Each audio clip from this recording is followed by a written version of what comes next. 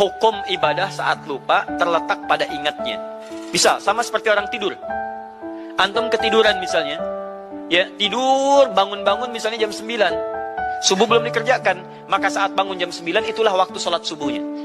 Jelas ya? Sama lupa, saya lupa nih belum sholat. Kadar Allah, saya sekarang baru ingat, maka sekarang tunaikan sholatnya.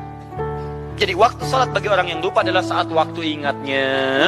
Ini pernah terjadi, pernah. Saya saat di Tripoli, itu saat Ramadan, ada seorang belum paham hukum. Ustaz, saya puasa, tapi saya ketinggalan sholat subuh. Bagaimana hukumnya? Saya bilang, itu hukum puasa tetap sah. Tapi hukum antum meninggalkan sholat bermaksiat pada Allah Subhanahu Wa Taala. Tapi kalau antum lupa, artinya waktu ingat sekaranglah atau waktu sholatnya.